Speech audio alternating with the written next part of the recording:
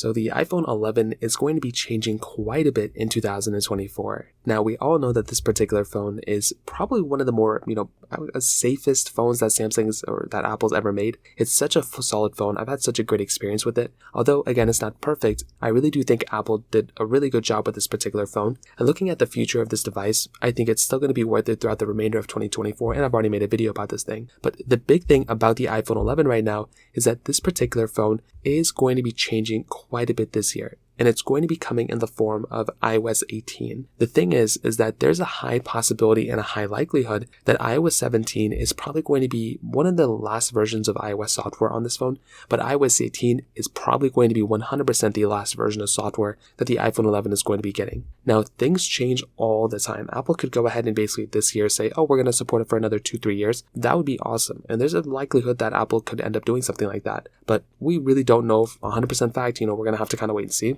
But the thing with the iPhone 11 is that as of right now, this is going to probably be one of the last versions of software that this phone is going to be getting, which means that the iPhone XR, XS, and XS Max are probably also going to be discontinued this year. So because of that, the iPhone 11 is going to be the oldest supported iPhone in 2024. There's been a lot of times that I thought, for the last several years, hey, what will happen when the iPhone 11 series are the last versions of phones to get software? And this is coming to this point where the iPhone 11, if it ends up being the oldest iPhone on iOS 18, that's going to change a lot of the ways that I would start recommending this phone to people. We all know, again, that this iPhone isn't like the best, iPhone anymore. It's not the, even the best valued iPhone, I would say, but it's still a really good iPhone with a lot of capability. And with this type of iPhone, we're stuck in the situation where if it is on its last version of software, I don't know if I would recommend it as much as I would be recommending this iPhone if it was still supported, maybe with at least 2 versions of software. So we're going to have to kind of see and wait to see what happens. But since last year, Apple has been kind of removing the flagship features of this particular phone. So about a year or two ago, this one was still getting all the flagship features on the new iOS updates. Since the iPhone 12 is now that cutoff point, the iPhone 11 is kind of, kind of not getting those, updates.